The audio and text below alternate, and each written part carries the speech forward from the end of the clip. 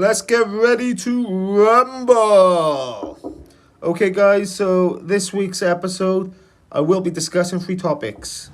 The first topic being the top five best ever British boxers to ever grace the gloves on these shores.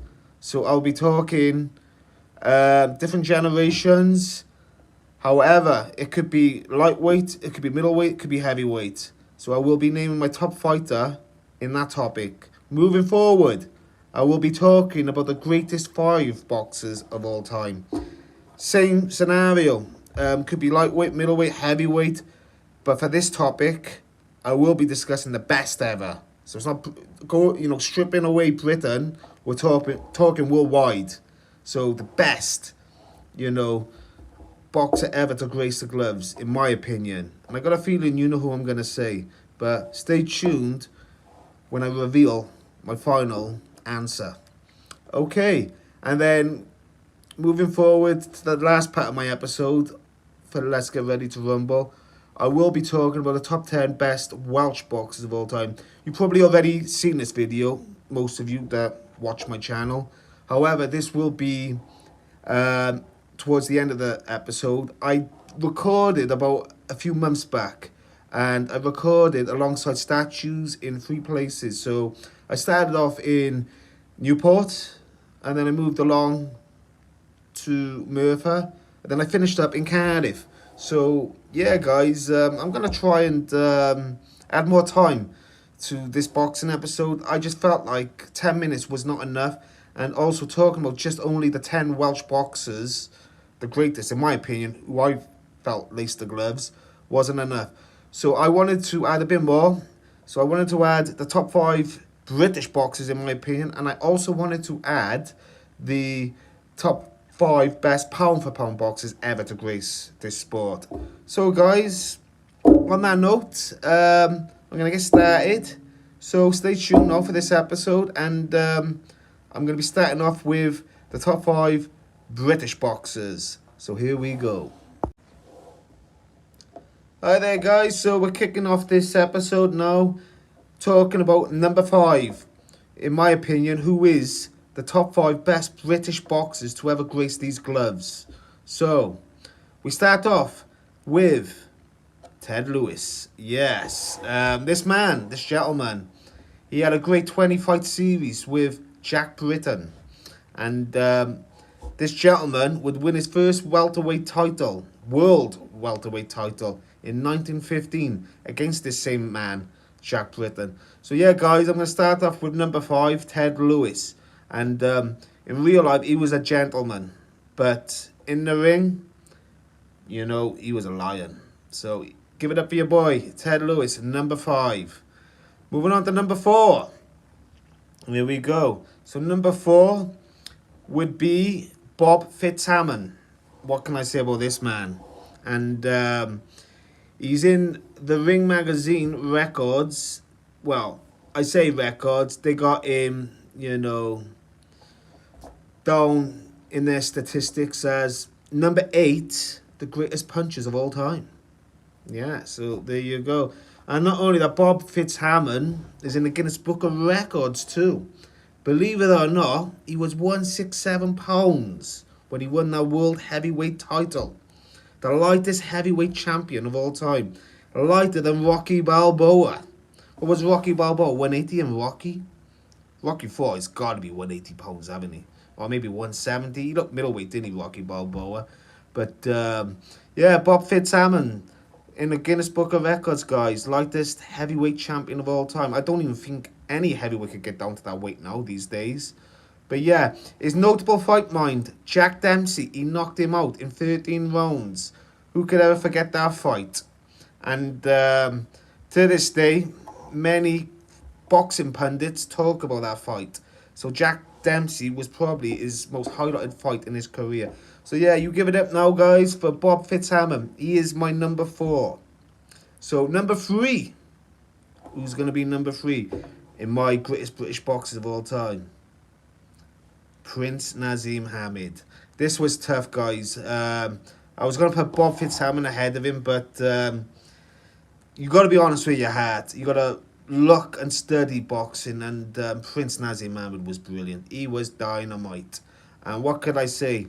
He was very showboating. He was flash. But Prince Nazim just never did the talk. He did the walk. So you got to be able to back it up sometimes and go into the ring and do your thing. So moving forward with... So it's 3 notable fights. The first one being Kevin Kelly in Madison Square Garden, 1997. This would be the first fight that Prince Nazim Ahmed would prove himself in the States, and the Americans would take him serious. He wasn't going over there just to showboat or be flash.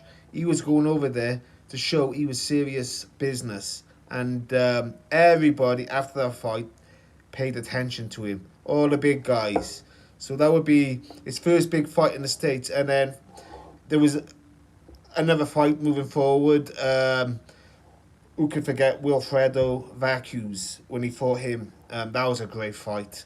That's another top 3 fight, in my opinion, for Prince Nazim Ahmed. But the one that stands out for me is Antonio Barrera. His last ever fight. Although he lost, I still consider that Prince Nazim's best ever fight. I don't think, even if you win or lose, if I was in Prince Nazim Ahmed's shoes, I would not be ashamed of that loss. I would be so proud of it, because you fought Antonio Barrera in your prime. There's no shame in losing to a great legend like that guy. So yeah, guys, I got Prince Nazim number 3. It was very hard between him and Bob Fitzhammond, but I got to be honest with my heart. So as we stand going into the top 5, guys, I got number 5, Ted Lewis.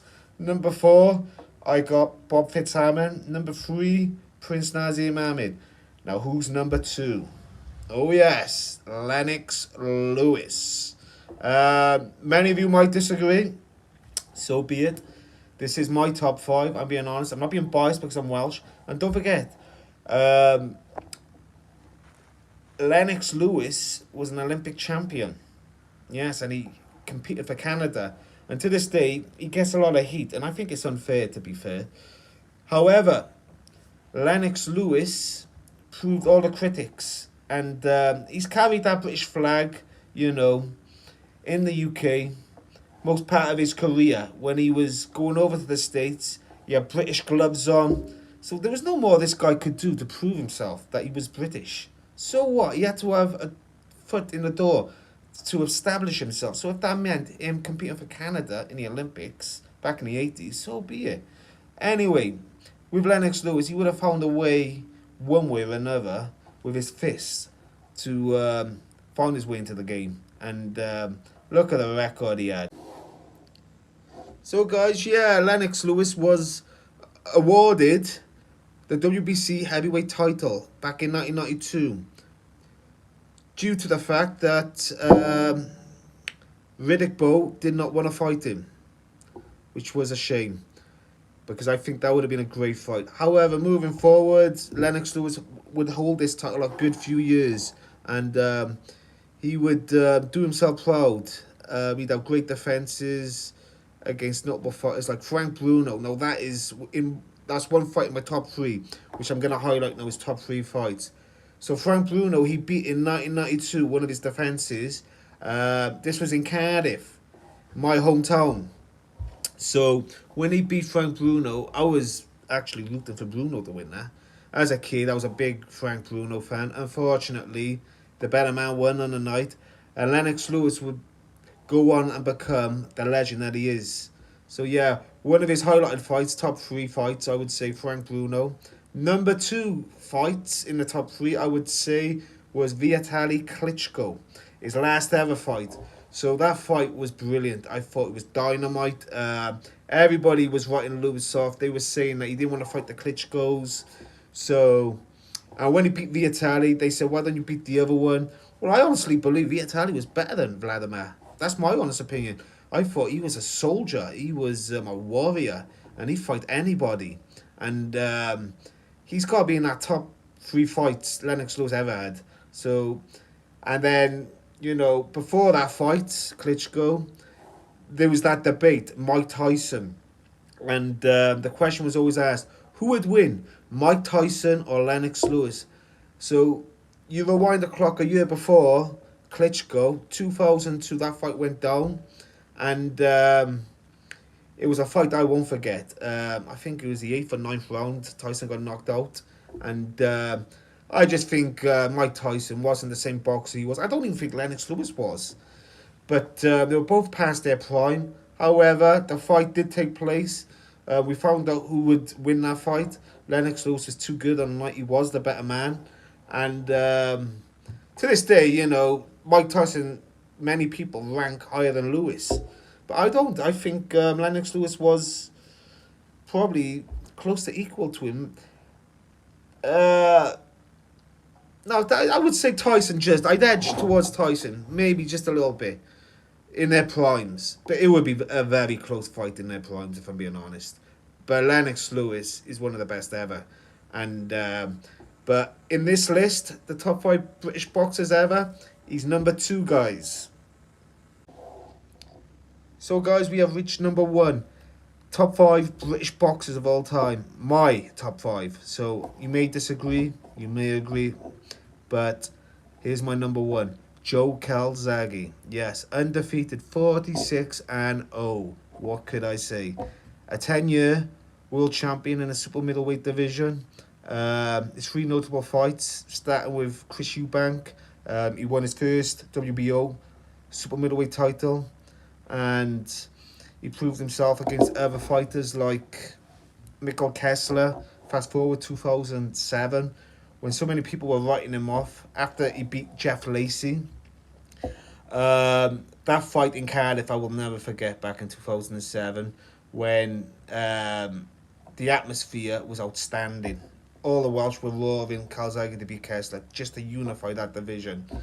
And when he defeated Mikkel Kessler, it was a tactical fight. He had to adapt because Mikkel Kessler was dangerous on the off, and he could have seriously hurt Calzaghe if he caught him. However, Joe Calzaghe was just so fast at adapting, and he always had an answer to power. So any quick boxer coming his way, he was a good southpaw. So he had that skill to his advantage. So yeah, that's another notable fight, Mikkel Kessler. And then the third notable fight for me was the executioner, Bernard Hopkins. His notable saying, who could forget it, online, he said, "I would never lose to a white boy." Well, he did. A year after, Joe Calzaghe beat Mikkel Kessler. Calzaghe would go over to Las Vegas and defeat the executioner, Bernard Hopkins, on a split decision. Bernard Hopkins knocked him down in the early part of the fight. However, Calzaghe found a way to adapt again and make a comeback and win that fight. And he proved Bernard Hopkins wrong. You will lose to a white boy. And that's what happened. But it's not just Bernard Hopkins. They're my 3 notable fights. Chris Eubank, Mikkel Kessler, Bernard Hopkins. They're the 3 best fights in my opinion. But 2 other fights you could look at. Roy Jones Jr., although he was past his best.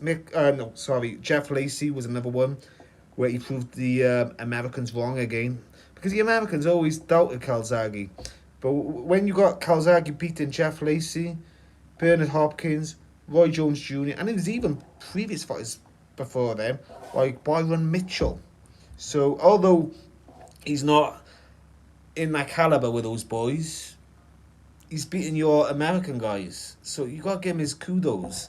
So yeah, guys, Joe Calzaghe is my number 1 best British boxer of all time. So stay tuned now for my top 5 pound for pound boxers. Here we go. Hi there, guys. So we have now reached this topic, the top 5 best pound for pound boxers ever to grace this sport. Okay, number 5 coming in, Sugar Ray Leonard. What can I say about this guy? He was a world champion in 5 different weight classes. His 3 notable fights. The first one being Marvin Hagler. Now this would be a 1987 contest where they give it to Sugar Ray Leonard. It was a split decision, but it was controversial. It could have gone either way. Many people to this day state that Marvin Hagler was robbed. So that was one notable fight that Sugar Ray Leonard had on his CV. His second fight, I would have to say, was Tommy Hearns, when he knocked Tommy Hearns out in 1981. Who could remember that September when Tommy Hearns was leading all the way up until the 14th round? I don't know if he got gassed out, Tommy Hearns, but in that 14th round, I think he gave it his all. But in the end, Sugar Ray Leonard, he had that little bit more fuel in the tank, and he was able to produce that knockout. But yeah, that was a second fight. And his third fight, avenging Roberto Duran. Oh yes, after the first controversial fight where, similar to Hagler, but this time it was Sugar Ray Leonard being robbed. They should have given the fight to Sugar Ray Leonard. However, Roberto Duran won that fight, and to this day, many believe that Roberto Duran shouldn't have won it, and it was Sugar Ray Leonard's win, but he got robbed. But history will say Roberto Duran won that fight, so there you go. He's my number 5, Sugar Ray Leonard. Number 4, Joe Calzaghe. Yes, as I did mention earlier in this episode, Joe Calzaghe's 3 notable fights were the first one being when he won his WBO super middleweight title against Chris Eubank back in 1997. Second notable fight was against Mikkel Kessler back in 2007 when he unified the super middleweight division. And then, just to silence the USA critics, he defeated the executioner Bernard Hopkins to win our Ring Magazine light heavyweight title. So, what more could I say? Undefeated, 46-0. He was a 10-year super middleweight champion, Joe Calzaghe. He's my number 4. So, number 3, Floyd Mayweather Jr. What can I say about this guy? Another undefeated world champion in this boxing game. King of the welterweight division, moving up to light middleweight. He was a 15-time world champion in 5 divisions. His 3 notable fights, guys. The first one being Ricky Hatton back in 2007. Somebody's O had to go. Unfortunately, the hitman went down. Floyd Mayweather would be superior. His second notable fight was Saul Alvarez back in September 2013. Alvarez was undefeated. He was a dangerous young fighter.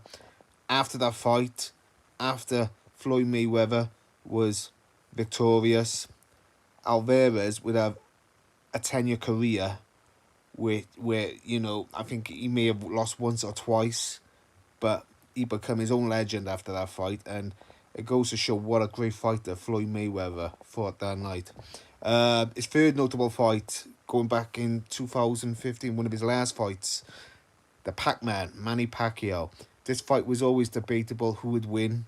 I thought Pac-Man could have done it, but it was a close fight. But to be fair, I had Floyd Mayweather winning that fight. He was very tactical. He adapted very well to the Pac-Man, and you can see why he is a top 3 best fighter ever. And that's why I placed him in my top 3 list. So give it up for Floyd Mayweather, another undefeated legend. He's number 3. Number 2, guys, Rocky Marciano. His most notable fight, Joe Louis, he knocked out in October 1951. What a legend Joe Louis was.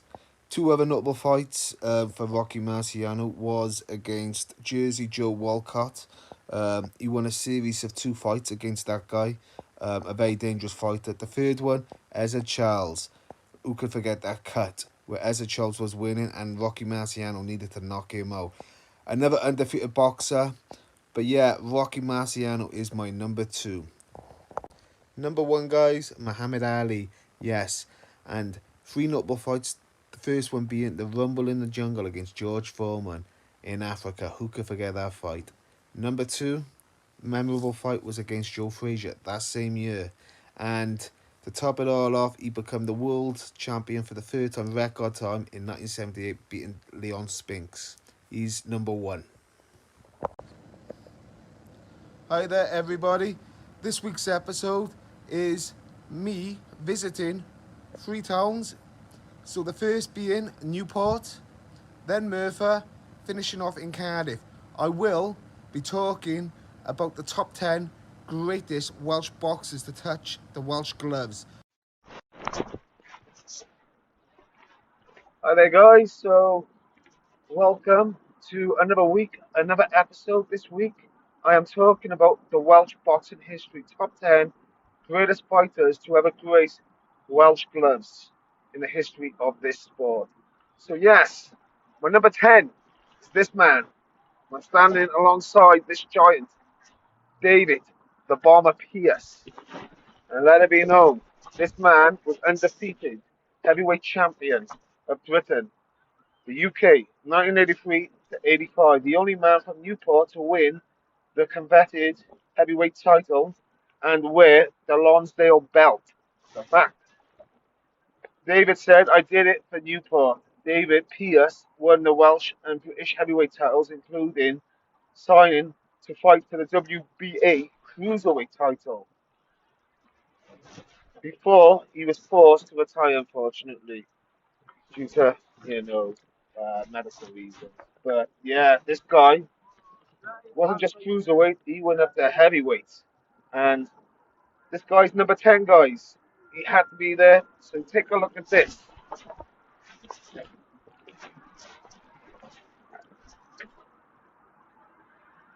And I believe he's the train along this stretch. So David would go running down, you know, that stretch over that bridge. I think that's the famous bridge.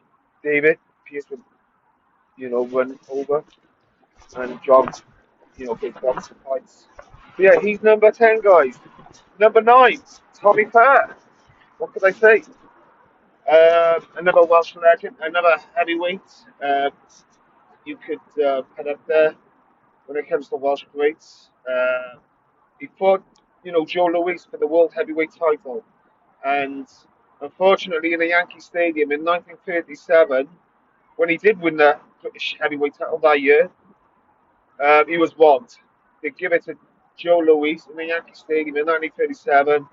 To this day, he was eluded that world title he should have been given. But he's number 9, Tommy Fair. Number 8, Nathan Cleverly. I picked Nathan Cleverly number 8 because. Hi there, guys. So it started raining in Newport, so I've had to put my coat back on. But number 8 is Nathan Cleverly. Yes, this man, this great Welsh light heavyweight, won 2 world championships. He beat Jürgen Bremer and also he beat Tony Bellew. So Nathan Cleverly is number 8. So, guys, I'm in the heart of Merthyr, counting down number 7 to 4 Welsh great boxers. Take a look at that for history. Yeah, so follow me. Hi there, people. So I've come now to number 7, Howard Winstone. Yes, he's my number 7, world champion in 1968. And let it be known, he beat Seki for that title. So take a look at the statue.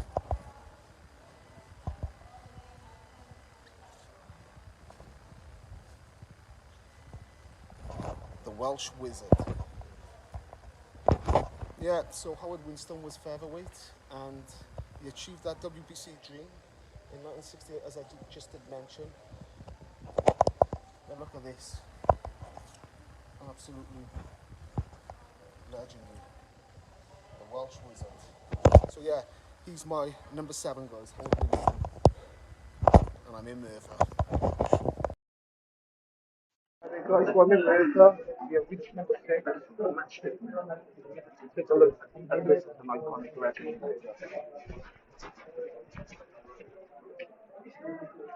Yes, Johnny Owen was bantamweight Commonwealth champion. Unfortunately, he chased his dream for the WBC bantamweight title against Luke Cooper in Los Angeles. Unfortunately, he lost his life in the ring. But yeah, he's my number 6, Johnny Owen. Take a look. I'm doing a bit of recording. I'm playing a boxing episode, but is it? Is it new for Eva? Oh yeah. He knows Johnny Owen. But yeah, he's my number 6 guy. So Yeah. everybody knows him in this neck of the woods. What courage he had, to fight in boxing, especially in Los Angeles. So, yeah, guys, he's my number 6. I've crossed paths with a great Capello. Oh yeah. What? So, The weather, isn't it? yeah, so he just fell short of the WBC dream against Luke Kinter. So, guys, stay tuned for number 5. So guys, I've just left Merthyr. Number 5 is the next one. Percy Jones. Yes, he was the first Welsh boxer to win a world title. He beat Bill Ladbury for that title in 1914. However, unfortunately, he died young, a day shy of his 30th birthday on Christmas Day in 1922. He also served for the army in World War One, and that was part of the reason why he did lose his life in the trenches due to a fever. So yeah, do your homework on that, people. And now, number 4. Hi there guys, so I've arrived in Cardiff and we have now reached number 4, the greatest Welsh boxers to ever grace the Welsh gloves. So my number 4 is Freddie Welsh. I give it to this guy because he was world champion for 3 years. He beat Willie Ritchie in 1914, the man from Ponty. They called him the Welsh Wizard. So I got Freddie Welsh, number 4. And during that time, this man was a tough guy. He won over 100 boxing fights. So I had to rank him in the top 5 for that reason. Not many Welsh boxers have had wins over 100. So give it up for your man, Freddie Welsh, in Ponty, guys. So he's my number 4. Alright there guys, we have reached my top 3 Welsh boxers of all time.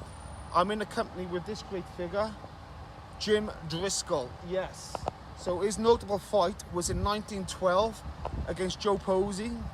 He beat Joe Posey for the British and European featherweight title of the world. The greatest Welsh boxer never to win a world title.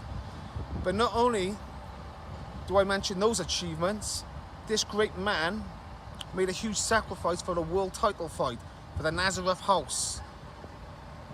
The Nazareth House was an orphanage for poor kids. So that's how big of a heart this great man had, Jim Driscoll. So he's number 3. Number 2, Jimmy Wilde. I got Jimmy Wilde at number 2 because he was one of the first Welsh boxers to win a world title. And at flyweight, he beat Frankie D'Amelfi in 1916 to achieve that dream. And Jimmy Wilde was also regarded as one of the greatest boxers, pound for pound, ever.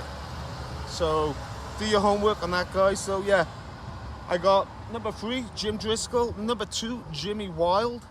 And who's my number 1?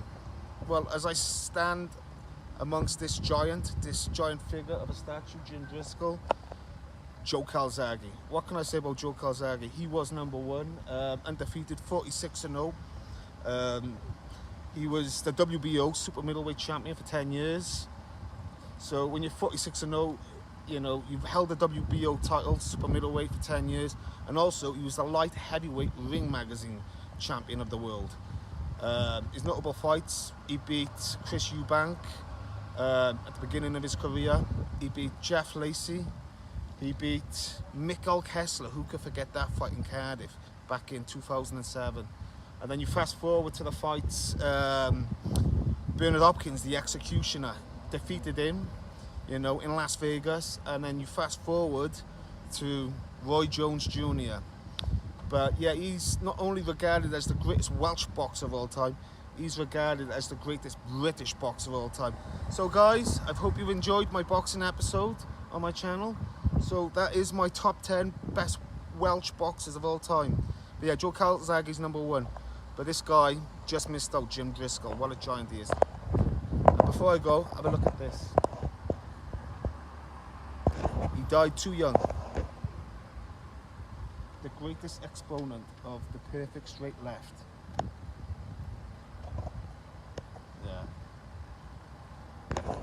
Nazareth House.